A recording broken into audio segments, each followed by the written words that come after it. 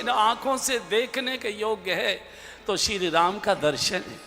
पत्नियां पतियों को धिक्कार रही है, तुमको काम से फुर्सत नहीं। राम निकल कर गली से निकल गए और तुम यही डूबे रहे भोग में। अरे चले जाओ। इस समय जनकपुर के राजभवन में निवास करते, किसी न किसी बहाने से बाहर निकलेंगे, दर्शन कर लोगे, धन्य धन्य हो। पूरी जनकपुर ये विदेह नगरी है, ये कभी किसी के दैहिक सौंदर्य से प्रभावित ही नहीं हुई, लेकिन आज भगवान के श्यामल स्वरूप से कैसी प्रभावित हुई है। जैसे हमारा ब्रज छोड़कर जब भगवान द्वारका चले गए और द्वारका में प्रभु जब निवास करने लगे तो उनके विरह में जो ब्रज की गोपियां थी, ब्रजवासिनी माताएं बहनें थी, वो कैसे रो रो कर, यहाँ के जो साधु थे वो कितना रो रो कर पुकारते थे, अरे गोविंद तुम कितने निष्ठुर निकले, ऐसे रोता हमको छोड़ गए। बहुत सुंदर ब्रजवासी गाते, एक बार गा लीजिए। हमें तो जो गनिया बनाए गयो री, हमें तो जो गनिया बनाए गयो री, ओ छोरा नंद कोरी। हमें तो जो गनिया बनाए गयो री, हमें तो जो गनिया बनाए गयो री, ओ छोरा नंद गोरी। हमें तो बाबा जी बनाए गयो री, हमें तो बाबा जी बनाए गयो री, ओ छोरा नंद गोरी। हमें तो जो गनिया बनाए गयो री। आप तो छप्पन भोग लगावे, आप तो छप्पन भोग लगावे, आप तो छप्पन भोग लगावे, आप तो छप्पन भोग लगावे। हमें तो दर दर पे घुमाए गयो री, हमें तो दर दर पे घुमाए गयो री, ओ छोरा नंद गोरी। हमें तो बाबा जी बनाए गयो री, हमें तो बाबा जी बनाए गयो री, ओ छोरा नंद गोरी। हमें तो जो गनिया बनाए गयो री, हमें तो जो गनिया बनाए गयो री, ओ छोरा नंद गोरी। हमें तो जो गनिया बनाए गयो री। आप तो ओढ़े शाल पीतांबर, आप तो ओढ़े शाल पीतांबर, हमें तो दुधड़ी में बसाए गयो री, हमें तो गोदड़ी में बसाए गयो री, ओ छोरा नंद गोरी। हमें तो बाबा जी बनाए गयो री, हमें तो बाबा जी बनाए गयो री, ओ छोरा नंद गोरी। हमें तो जो गनिया बनाए गयो री। आप तो बस गए धाम द्वारिका, आप तो बस गए धाम द्वारिका, आप तो बस गए धाम द्वारिका, आप तो बस गए धाम द्वारिका। हमें तो वृंदावन बसाई गयो री, हमें तो वृंदावन बसाई गयो री, ओ छोरा नंद गौरी। हमें तो हरि बोल, जय जय।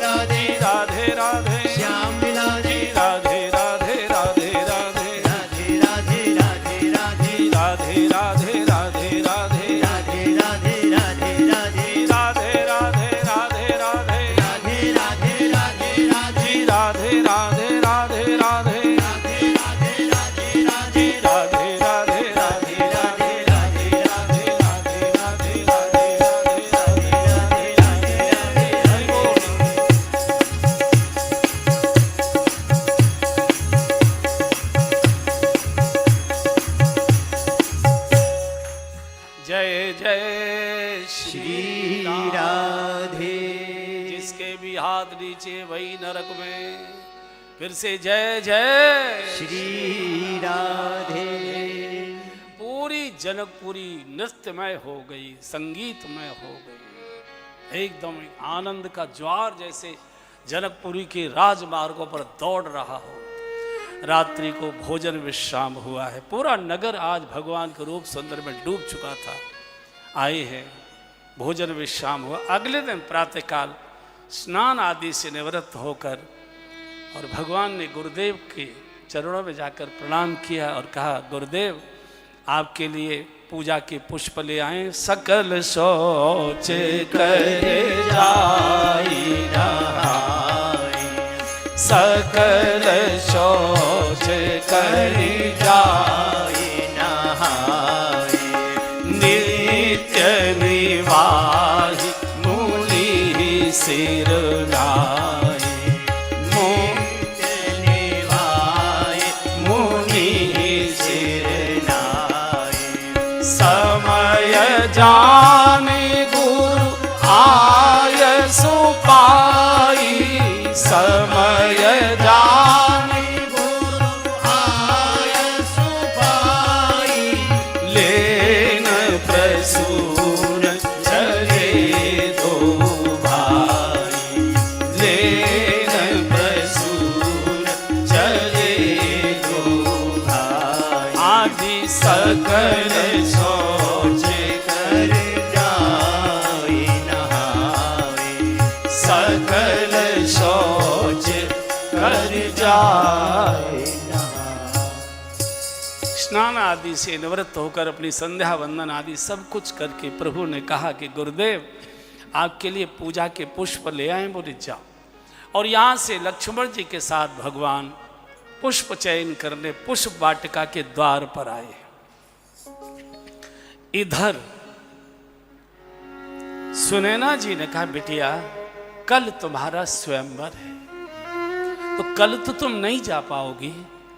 आज बाग में गौरी माँ का दर्शन करो, गौरी माँ का भाव से पूजन करना और गौरी माँ से अपने मनोनुकूल वर की कामना करना। जाओ, गौरी माँ का पूजन करो और अपने मनोनुकूल वर का वरदान लेकर आओ।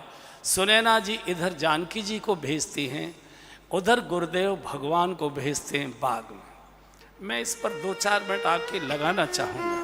बड़ा हम लोगों के जीवन से जुड़ा हुआ प्रसंग। भगवान गुरु पूजा के लिए बाग में आ रहे हैं और किशोरी जी गौरी पूजन के लिए बाग में आ रहे हैं। दोनों की उम्र क्या है? वह किशोर सब भांति सुहाए। किशोर अवस्था है। किशोर अवस्था जीवन की सबसे मूल्यवान आयु होती है। मूल्यवान किशोर अवस्था में जो बालक और बालिका फिसल गए उनको विधाता भी नहीं साध सकता, और जो इस किशोर अवस्था में सध गए 1000 कलयुग भी उसको डिगा नहीं सकते।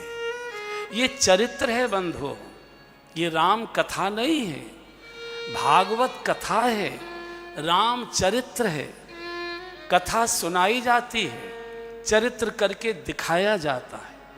दोनों ने चरित्र करके दिखाया है कि हम जो कर रहे हैं वो तुम करो। बहनों के लिए सूचना है। जानकी जी कहते जो मैंने किया है, मैं कर रही हूँ, वो तुम करो।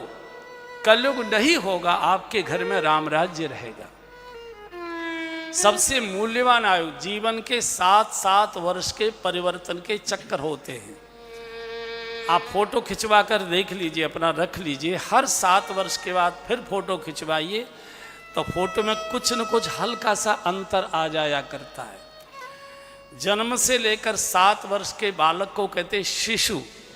शिशु से ही शुशु बना है। जो शुशु करते हैं वो शिशु कहे जाते हैं। 7 वर्ष से 14 वर्ष के बालक की आयु होती है, उसको कहते हैं बाल।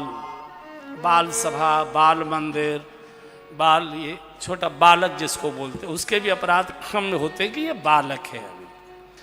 14 वर्ष से 21 वर्ष की आयु होती है किशोर अवस्था। ये जीवन की सबसे मूल्यवान उम्र होती है।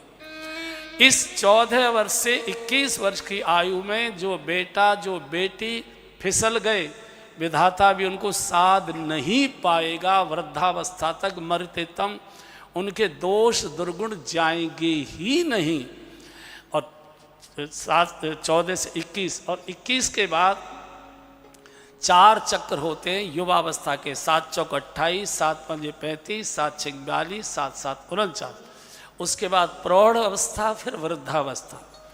ये जो 14 वर्ष से 21 वर्ष की आयु है, ये सबसे मूल्यवान उम्र है। इसमें अगर बेटा बेटी सद गए, कोई कलयुग उनको हिला नहीं सकता। अकेले धड़ल्ले से देश विदेश कहीं भी शिक्षा प्राप्त करने चले जाएं, जैसे शुद्ध गए थे वैसे शुद्ध वापस आएंगे।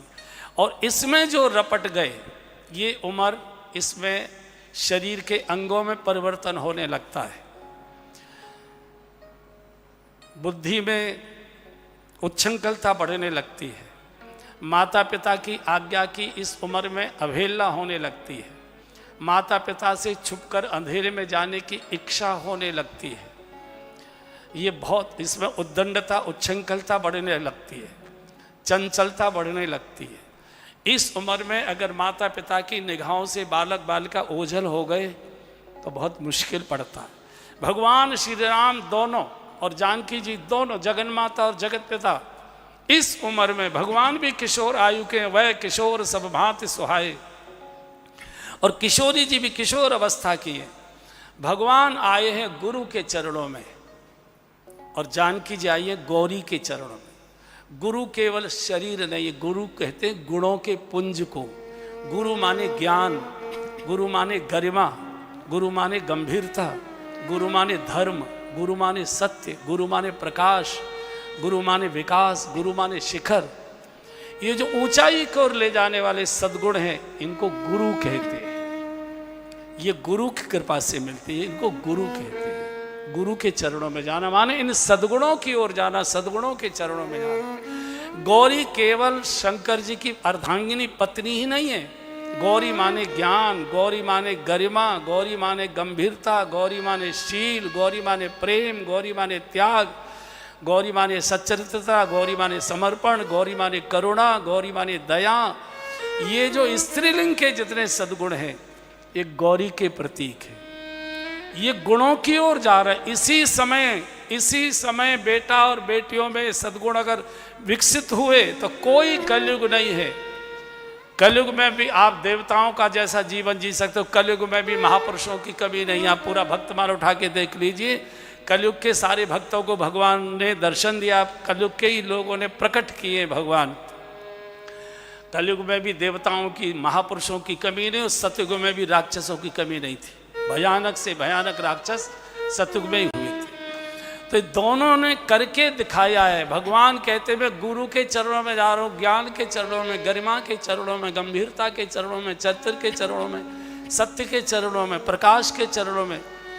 और बंधुओं और बहनों, जिस देश को, जिस समाज को नष्ट भ्रष्ट करना हो, विकृत करना हो, उसकी ये दोनों पीढ़ियों को, किशोर अवस्था के बालक बालिकाओं को आप बिगाड़ दीजिए। कोई सेना लेकर जाने की, युद्ध करने की आवश्यकता नहीं। वो समाज, वो देश, वो राष्ट्र नष्ट हो जाएगा। और आज सारे दुनिया की ताकतें इन्हीं को नष्ट भ्रष्ट करने में लगी है। और किसी भी समाज को नष्ट करना हो, कोई सेना की ज़रूरत नहीं। उसकी 3 चीज़ें बिगाड़ दीजिए, वो समाज, वो राष्ट्र, वो सब नष्ट हो जाएगा। उसका भोजन बिगाड़ दीजिए, उसकी भाषा बिगाड़ दीजिए, और उसका भेष बिगाड़ दीजिए। कोई सेना भेजने की आवश्यकता नहीं। और भारत में तीनों पर भयंकर आक्रमण है।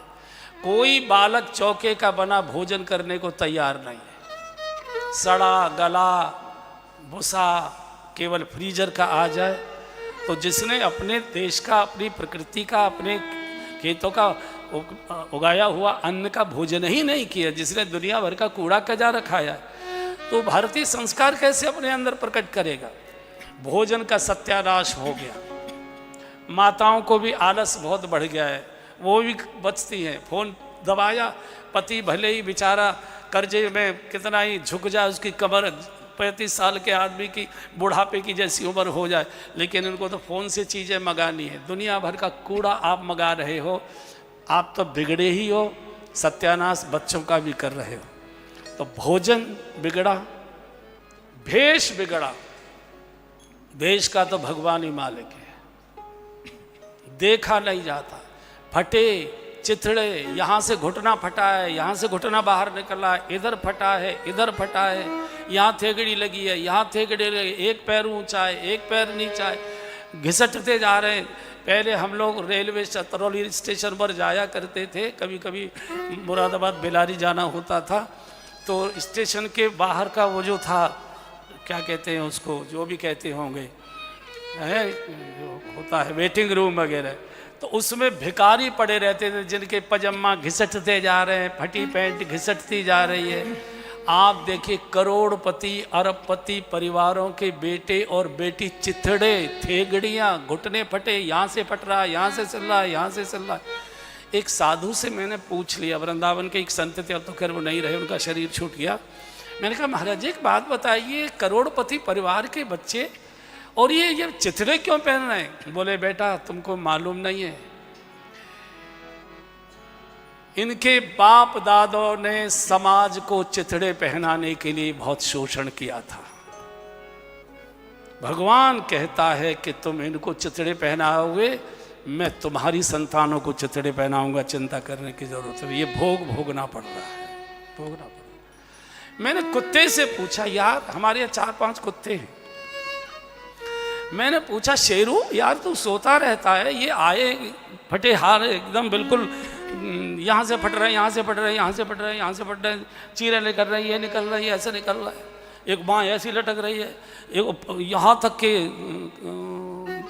कुर्ते हैं, क्या तरीका है? तो मैंने कहा यार तू बोलता क्यों नहीं, भोंकता क्यों नहीं? बोले कहाँ तक भोंकू, सब ऐसे ही आ रहे हैं, कितना भोंकू, मेरे बस की बात नहीं। वेश का बहुत बड़ा प्रभाव होता है। वेश इस शरीर का श्रृंगार नहीं है, वेश हमारी आत्मा का निर्माण करता है, हमारे जीवन का निर्माण करता है। वेश का बहुत बड़ा असर पड़ता है। हमारे आचार्यों ने वैसी परंपरा नहीं डाली है, तिलक लगाओ। मुझसे एक सज्जन ने कहा कि बिना तिलक के भगवान नहीं मिल सकता क्या? मैं समझ गया क्यों बोल रहा है। मैंने कहा नहीं मिल सकता। बोले तिलक लगा के मिल जाएगा? बोले हाँ मिलेगा, लगा। ये तिलक सामान्य बिंदी नहीं है, हमारा श्रृंगार नहीं है।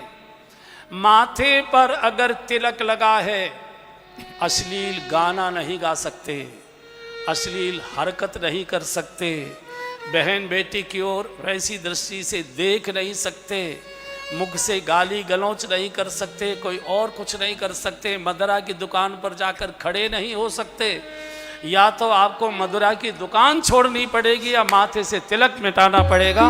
तिलक जब तक है, ये तिलक हमारी आत्मा के ट्रैफिक को कंट्रोल करता है, जैसे सड़क के ट्रैफिक को कंट्रोल खाकी वर्दीधारी पुलिस का व्यक्ति करता है, ऐसे हमारी आत्मा का कंट्रोल ये जो हमारा माथे का तिलक है लाल रंग का, ये कंट्रोल करता है। लगा के देखो, चाल बदल जाएगी, बोली भाषा सब ये केवल हमारे ऊपर की जो चीज़ें हैं, ये केवल दिखावटी नहीं है।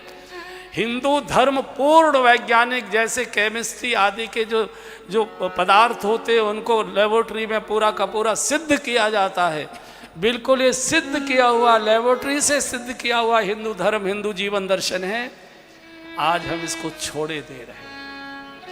मेरे कहने से आप फटे चितड़े मानो छोड़ोगे नहीं, मैं भी जानता हूँ, लेकिन मैं बोल रहा हूँ चूंकि मुझे बोलने की अनुमति है।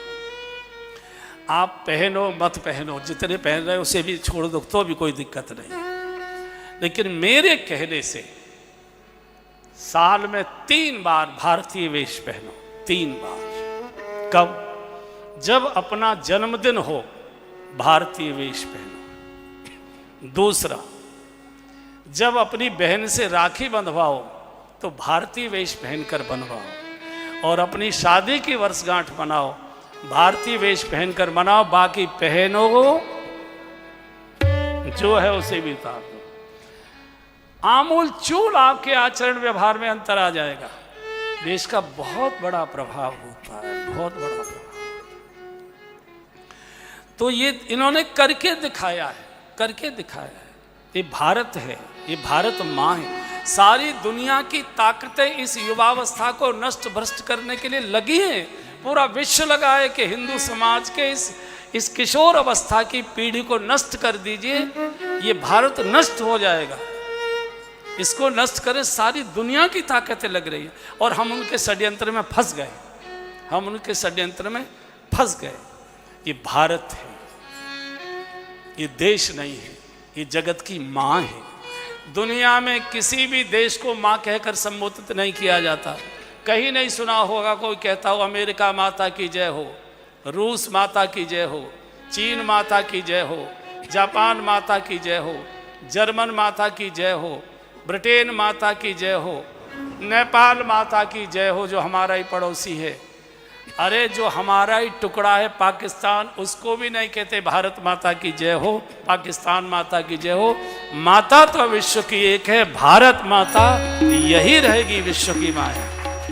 और जिस माँ की संतान विकृत होती है वो माँ रोती बहुत है, बहुत रोती है। जिस भी माँ की पैदा की हुई पाली हुई संतान अगर विकृत होती है, रोती है। हमने संघ की शाखा में गीत गाया है, गा लो एक बार। चंदन है इस देश की माटी, तपोभूमि हर ग्राम है, हर बाला देवी की प्रतिमा, बच्चा बच्चा राम है। चंदन है इस देश की माटी, तपोभूमि हर ग्राम है, हर बाला देवी की प्रतिमा, बच्चा बच्चा राम है। चंदन है इस देश की माटी, हर शरीर मंदिर सा पावन, हर मानव उपकारी है। हर शरीर मंदिर सा पावन, हर मानव उपकारी है। जहाँ सिंह बन गए खिलौने, गाय जहाँ माँ प्यारी है। जहाँ सिंह बन गए खिलौने, गाय जहाँ माँ प्यारी है। जहाँ सवेरा शंख बजाता, जहाँ सवेरा शंख बजाता, लोरी गाती शाम है। हर बाला देवी की प्रतिमा, बच्चा बच्चा राम है। हर बाला देवी की प्रतिमा, बच्चा बच्चा राम है। चंदन है इस देश की माटी, तपोभूमि हर ग्राम है। हर बाला देवी की प्रतिमा, बच्चा बच्चा राम है। हर बाला देवी की प्रतिमा, बच्चा बच्चा राम है। हर बाला देवी की प्रतिमा, बच्चा बच्चा राम। एक बार दोनों हाथ उठाकर बोलिए भारत माता की जय। और बाग में भगवान आ चुके हैं, भगवान आ चुके हैं। द्वार पर खड़े थे, द्वार बंद था। ये जानकी जी का बाग था, इसमें किसी पुरुष का प्रवेश नहीं था। क्योंकि भगवान न पुरुष है न स्त्री है, भगवान अतिथि है इस समय। तो पहुंच गए, तो द्वार बंद था। तो लक्ष्मण जी ने कहा प्रभु द्वार खोलकर चले ना। मैं खोलता हूं, बोले नहीं। बाग का मालिक वो नहीं होता जिसने बाग लगाया है, बाग का मालिक माली होता है और बिना माली की आज्ञा के उसमें प्रवेश नहीं करना चाहिए। हुआ क्या, माली और मालिन सवेरे झगड़ रहे थे। ये मालिक कल सायंकाल बाजार में अपना दाल चावल आटा नमक मिर्च खरीद ले आई थी बाजार में। तो भगवान के रूप स्वरूप का दर्शन करके गई, देख कर गई कि पूरा जनपद पागल हो रहा रूप में। तो ये रात भर लड़ी पति से कि दिन भर काम में डूबे रहते हो, गंगा द्वार से निकलकर बह कर चली गई। अरे अभी पुष्प की टोकरी लेकर चले जाओ, पूजा के बहाने से दर्शन हो जाएगा, जीवन धन्य धन्य हो जाएगा। देखो धर्म पति नहीं होता। पति के नाम के आगे कभी धर्म शब्द लिखा देखा है आपने? पति का धर्म से क्या संबंध है? जिसको नंबर 2 नंबर 3 करना है उसका धर्म से क्या संबंध होगा? पत्नी धर्म पत्नी लिखी जाती है। पति को रो के, झींक के, मटक के, रूठ के, लड़के जैसे हो कुछ न कुछ धर्म कर्म के कामों में भेज देती है। कथाओं में भी माताएं ज़्यादा आती हैं, पति भी आते हो, अनमने मन से धक्या के लाती हैं बेचारी। तू लड़ रही थी, अरे सारा नगर धन्य धन्य हो गया दर्शन करके, तुम काम में डूब रहे, जाओ पुष्प लेकर जाओ, दर्शन हो जाएंगे, जीवन धन्य हो जाएगा। भगवान दरवाजे पर खड़े हुए सुन रहे। माली ने कहा, सुन मालिन, मैं जनक जी की नौकरी नहीं करता हूं, मैं पूजा के भाव से जनक जी की सेवा करता हूं, और अगर मेरी सेवा ही पूजा होगी तो तुझे तो दर्शन करने के लिए नगर में जाना पड़ा था, मुझे दर्शन देने उनको द्वार पर आना पड़ेगा, मुझे कहीं जाना। और भगवान दरवाजे पर खड़े खड़े मुस्करा रहे हैं, सुन रहे हैं दोनों के बारे, द्वार तो खोलो।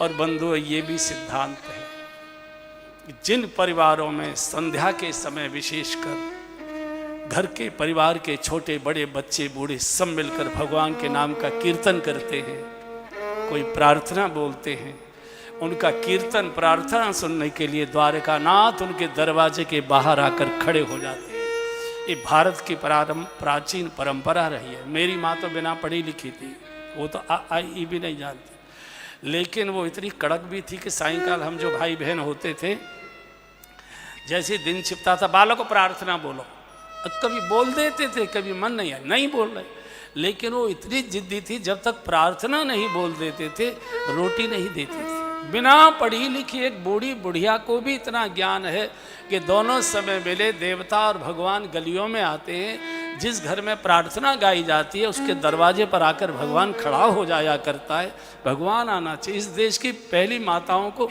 अब तो मोबाइल से फुर्सत नहीं है, पता नहीं कहाँ से जुए, इतने जुए कैसे हो गए मेरी समझ में नहीं आया, वो जुए ही बीनती रहती। संध्या के समय सबको मिलकर बैठकर, चूँकि सायंकाल के समय देवता गलियों में घूमा करते हैं, जिस घर में प्रार्थना होती है, कीर्तन होता है, हरिनाम संकीर्तन होता है, वहाँ द्वार पर बैठकर भगवान सुना करते हैं। ये भारत की प्राचीन परंपरा थी। तो ये लड़ रहे थे और भगवान कह रहे हैं मन मन, अरे बाबलो द्वार तो खोलो, द्वार तो खोलो। इतने में तो ध्यान चला गया पत्नी का, अरे रे रे रे भाग्य खुल गए, वे ही दोनों राजकुमार द्वार पर एकदम दौड़ कर गया है। माली ने द्वार खोला है। भगवान श्री राम ने हाथ जोड़कर चाचा जी कहकर प्रणाम किया है। माली रो पड़ा, नहीं प्रभु ये मत आप बोलिए, मैं कहाँ और आप कहाँ। बोले नहीं, आप हमारे पिताजी की आयु के दिखाई दे रहे हैं, इसलिए मैंने आपको चाचा जी कहकर प्रणाम किया। और यही भगवान की भगवत्ता है, जो छोटे को बड़ा करे, जो छोटे को सम्मानित करे, जो छोटे को सम्मान दे, वही भगवान होता है। भगवान कोई और नहीं होता है। छोटा बड़ा कैसे? हम बड़े लोग सबको छोटा करने में लगे हैं, भगवान छोटों को बड़ा करते हैं। भगवान श्री कृष्ण ने ग्वाल वालों को अपनी पीठ पर बिठाया और भगवान श्री राम ने अपने सिर पर बंदरों को बिठाया, प्रभु तरुतर कपिडार पर। और आप जानते हैं हमारे यहाँ बंदर बहुत हैं। बंदर इतना शैतान होता है, एक क्षण भी शांत नहीं बैठता, इधर से उधर कूदेगा, उधर से उधर कूदेगा, लंबी लंबी पूंछ लटका दे। जब ऊपर बैठे भगवान के नीचे, भगवान नीचे बैठे वृक्ष के, पूंछ भगवान के सिर पर लग रही है। लक्ष्मण का प्रभु इनको डांटिए फटकारिए, क्या इनको अकल है? इनको समझाइए ना, संभाल के बैठ। बोले कोई बात नहीं करने दो, खेल को तो बोले नहीं है, शोभा नहीं देता है, ये पूंछ भी आपके ऊपर डालना है। भगवान ने कहा लखन ये तो शास्त्र का पालन कर रहे हैं, शास्त्र में तो यही लिखा है ना, कब के ममता पूछ पर। अंदर की ममता तो पूछ पर होती है, और शास्त्र बोलता है कि सबके ममता ताग बटोरी, सबकी ममता बांध कर मुझे अर्पित कर दो। तो मेरे ऊपर अपनी ममता ही तो अर्पित कर रहे हैं। और हमेशा अगर ये याद रहा कि हम तुम्हारे थे प्रभु जी, हम तुम्हारे हैं, हम तुम्हारे ही रहेंगे, ओ मेरे भगवान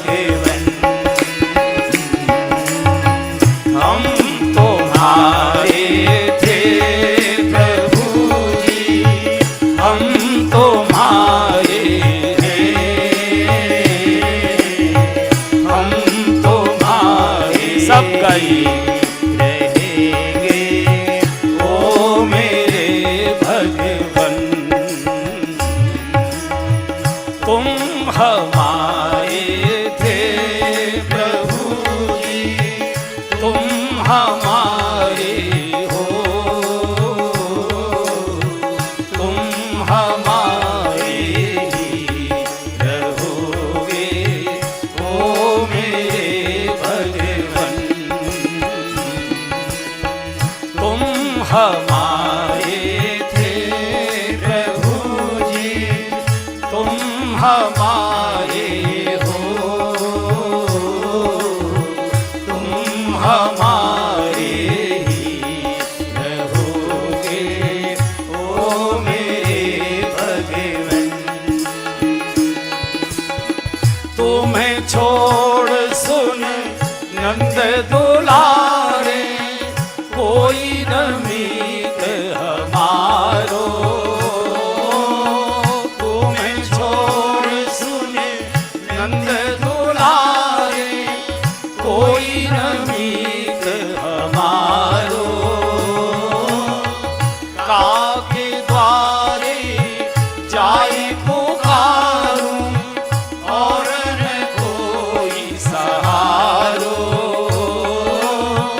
काके द्वारे जाई पुकारूं, और न कोई सहारो। अब तो आके बाँह पकड़ लो ओ मेरे भगवन। अब तो आके बाँह पकड़ लो ओ मेरे भगवन। तुम हमारे थे प्रभु जी, तुम हमारे हो, तुम हमारे ही रहोगे ओ मेरे भगवन। तेरे कारण सब जग छोड़ा, तुम संग नाता जोड़ा। तेरे कारण सब जग छोड़ा, तुम संग नाता जोड़ा। एक बार प्रभु हंस कर कह दो, तू मेरा मैं तेरा। एक बार प्रभु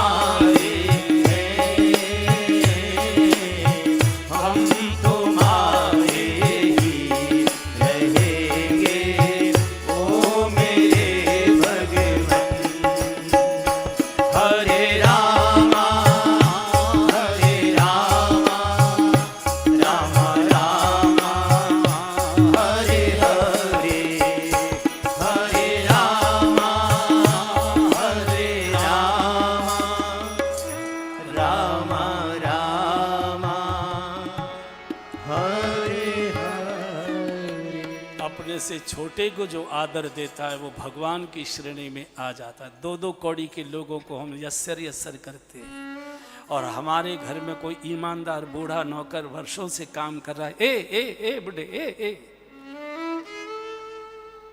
भगवान मंदिरों में नहीं रहते, भगवान हमारे मन में रहते हैं। मंदिरों में हमने इसलिए स्थापित किया है कि मन का भगवान हमको याद आ जाए उनको देखते ही, इसलिए रखा है। भगवान पुष्प चयन करने के लिए आगे बाग में प्रवेश कर गए। उसी समय माँ की आज्ञा से सखियों के साथ किशोरी जी का भी इसी बाग में प्रवेश होता है। और बाग के बीच में एक सरोवर था, उसमें स्नान करती हैं और उसके बाद गौरी पूजन के लिए मंदिर में जाती है। एक सखी ने देखा कि बाग में तो हम रोज आते थे, इतने सुंदर तो पुष्प नहीं खिले थे। जो दिन के पुष्प होते हैं वो सूर्य से खिलते हैं, जो रात्रि के पुष्प होते हैं वो चंद्रमा से खिलते हैं। तो सूर्योदय के बाद के पुष्प इतने खिले हुए थे, बड़े बड़े गुलाब जो पुष्पों की कलियों को लगा के अभी तक भौतिक सूर्य से खिला करते थे, आज तो अलौकिक सूर्य हमारे आंगन में आया है, उनकी कृपा से हम खिलते हैं और खिल गए। तो एक सखी ने देखा कितने फूल, चली गई।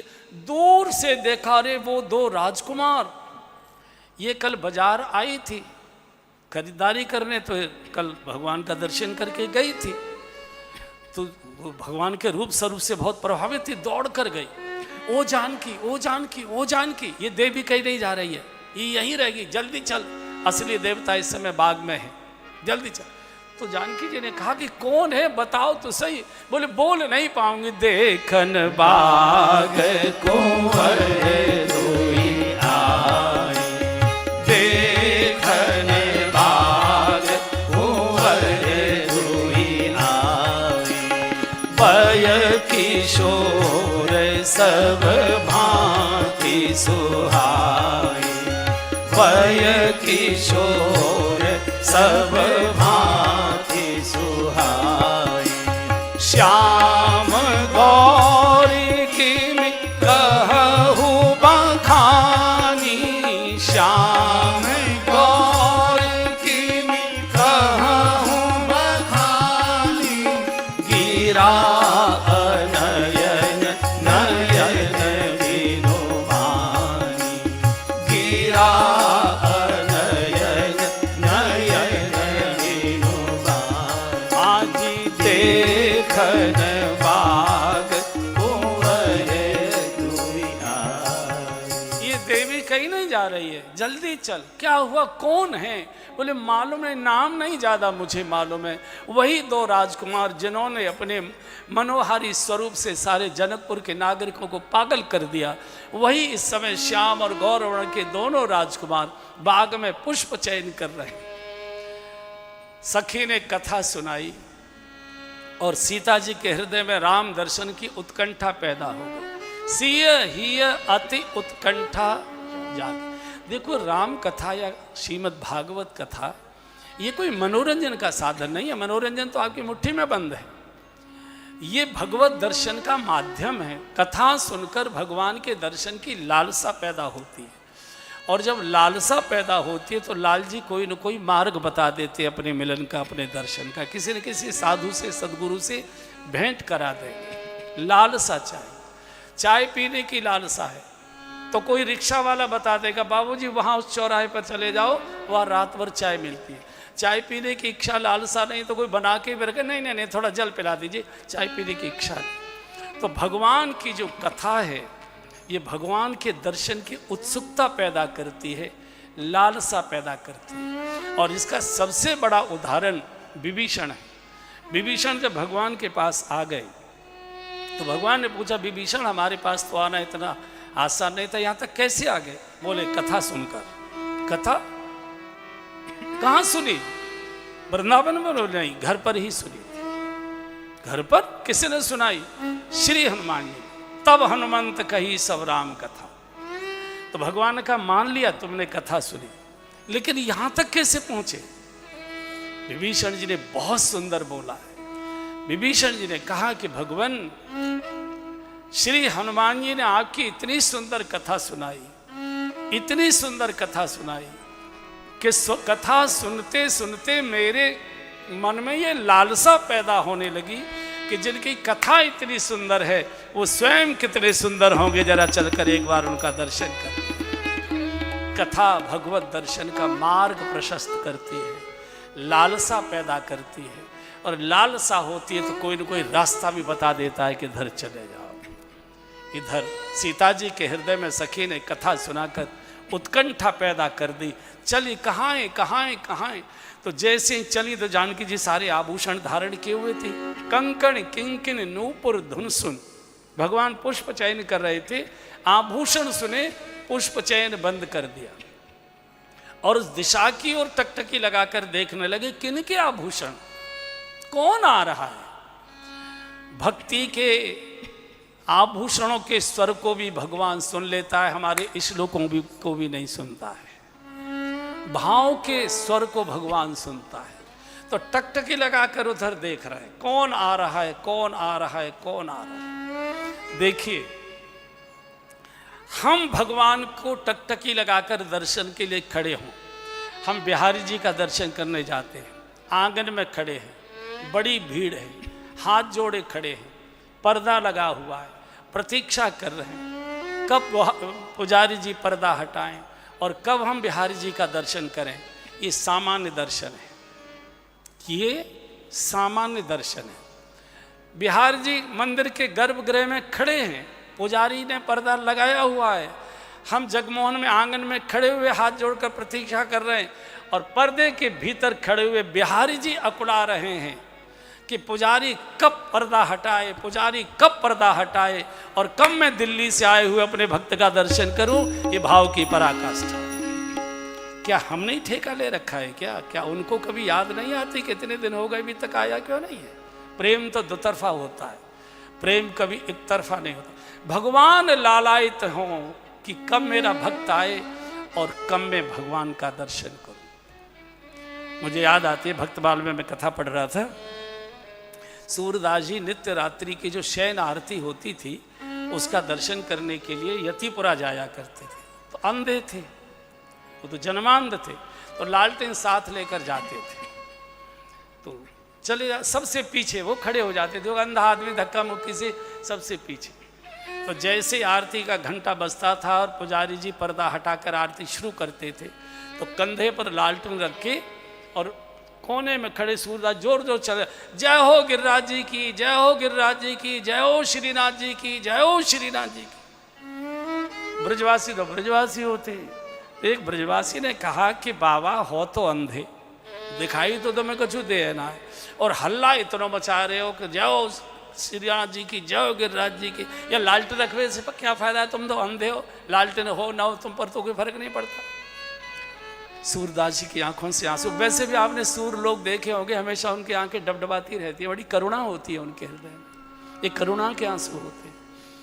तो सूरदास जी रो पड़े, और सूरदास जी ने कहा भैया तू कोई नई बात तो बोल नहीं रहा है, ये तो सारी दुनिया जानती है कि मैं जन्मांध हूँ, लेकिन ये तू मुझे उल्हाना दे रहा है कि दिखाई तो तुमको देता नहीं है, लालटेन रखने से क्या फायदा। सूरदास जी ने कहा भैया मैं ही तो अंधा हूं, मुझे ही तो दिखाई नहीं देता, मैं तो कंधे पर लालटेन रखकर इसलिए हल्ला मचाता हूं कि इस भीड़ में श्रीनाथ जी को हल्ला मचाता हुआ लालटेन की रोशनी में सूरदास दिखाई दे जाए, कम से कम वो तो देख लेंगे, उनकी तो दृष्टि पड़ेगी। हम लोग राजनीतिक क्षेत्र में बहुत रहे हैं, तो जैसे कोई बड़ी सभा है, बड़ी, और कोई हमारे बड़े प्रिय आदरणीय नेता आए हैं, लेकिन पुलिस बैरिकेडिंग जाने नहीं दे रही, भीड़ अपार है, मंच पर उधर जा नहीं सकते, मन करता है कैसे ही प्रणाम हो जाए, तो हम उचक उचक के बार बार ऐसे देखते। और कई बार ऐसा होता है कि नेताजी की और अपनी आंख मिल जाती है, संतोष हो जाता है कि उन्होंने देख लिया, हमारी हाजिरी लग गई। तो भगवान को हम दर्शन के लिए लालायित रहे, ये सामान्य दर्शन है। भगवान व्याकुल रहे कि दुनिया आ रही है, अभी वो क्यों नहीं आया, उचक उचक कर देखे भीड़ में क्यों नहीं आया, कहाँ है, कहाँ है।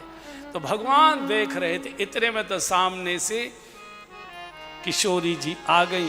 भगवान ने तुरंत लक्ष्मण जी का हाथ पकड़े, लखन तात जनक तनयाय सोई, तात जनक तनयाय सोई धनुष यज्ञ जेहि कारण हुई धनुष यज्ञ जेहि कारण हुई पूजन गौरी सखी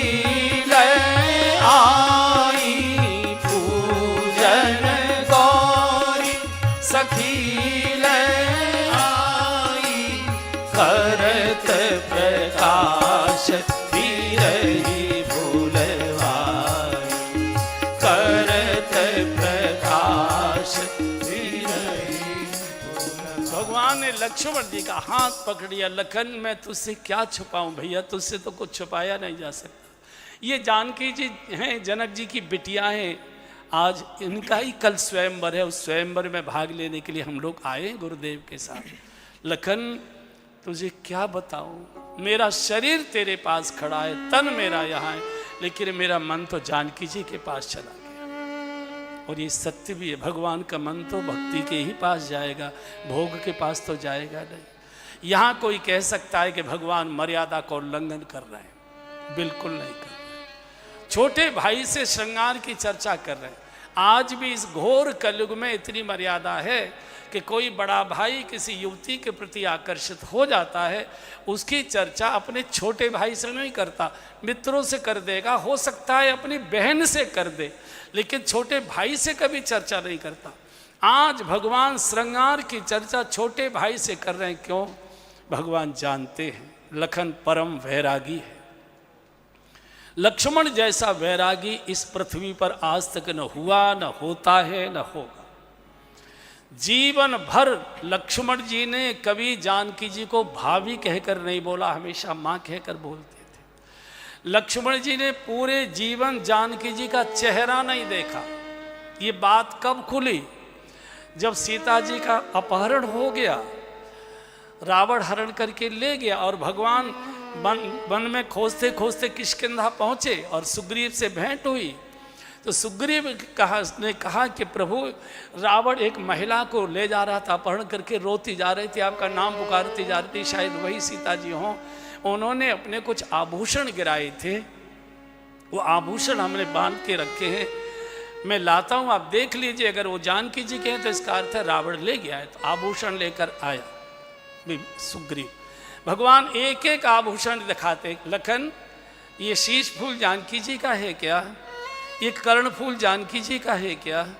ये नथ जानकी जी की है क्या? ये कंठहार जानकी जी का है क्या? लक्ष्मण जी रो पड़े। लक्ष्मण जी ने कहा, प्रभु मैं नहीं पहचानता हूँ, न मैं बोल पाऊंगा, न मैं बता पाऊंगा जब मैं पहचानता है ना हम जानामी केयूरे ना हम जानामी कुंडले। फिर क्या पहचानते हो तुम जानकी जी के? बोले नूपुरे अहम जानामी क्यों नृत्य पाधा विबंधने। मैंने कभी जानकी जी के चरणों के ऊपर का शरीर देखा ही नहीं है। मैं तो प्रातःकाल जब वंदन करने जाता था मैंने चरण ही देखे हैं और उनमें नूपुर देखे हैं। नूपुरे अहम इतना वैरागी लखन, जिसने जानकी जी को कभी भाभी कहकर नहीं बोला, कभी जानकी जी का चेहरा नहीं देखा। और श्रृंगार की चर्चा तो किसी वैरागी से ही की जा सकती है। अगर किसी और यही सुग्रीव से करते भगवान, तो सुग्रीव कहता, महाराज मैं मेरी भी पत्नी ले लिए, मेरी भी रक्षा करो, मेरी भी दिलवा दो। तो लक्ष्मण जी ने मना। इतने में तो जानकी जी आ गई। सखी ने लता का जो पर्दा था हटाया और तुरंत भगवान का, लखन वो देखो तात जनक तनयाय सोई तात जनक तनयाय सोई धनुष यज्ञ जेहि कारण होई धनुष यज्ञ जेहि कारण होई। सखी के रूप में जो पुजारी की भूमिका में थी, पर्दा हटा दिया, भक्त और भगवान को आमने सामने कर, जानकी दर्शन करो। और जैसे जानकी जी ने प्रथम दर्शन किया, घबरा गई। भाल तिलक श्रम बिंदु सुहाए, भाल पर पसीने की बूंदें। घबरा गई, इनको तो फूल तोड़ने में, कलियां तोड़ने में पसीना छूट रहा है, ये इतना बड़ा कठोर धनुष कैसे तोड़ पाएंगे, कैसे तोड़ पाएंगे? शंका हो गई। एक बार भगवान से किसी ने पूछ लिया, भगवान कई बार तो आपकी लीला बड़ी विचित्र लगती है। बोले कैसे? बोले 10,000 राजा जिस धनुष को हिला नहीं पाए, उसको तो आपने यूं ही चटका दिया। लेत चढ़ावत खेचत गाढ़े, पर काहू न लखा देख सब ठाड़े। और फूल की कड़ी तोड़ने में आपको पसीना आ गया।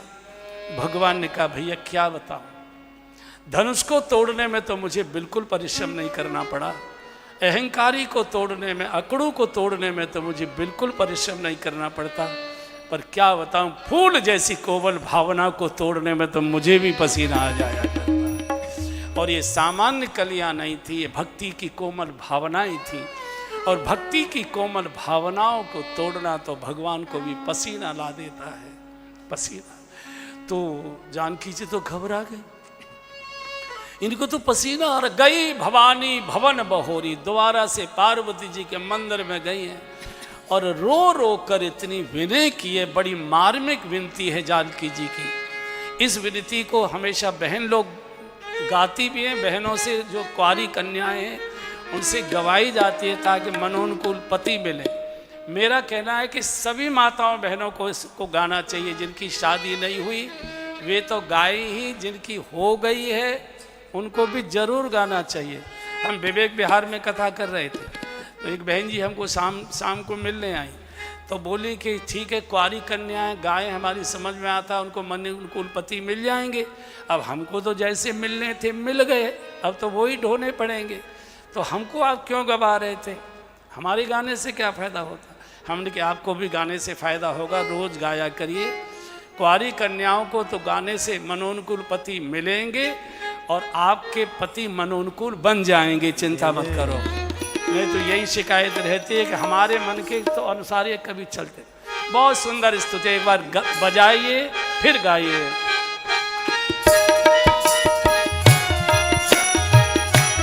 सब बजाइए।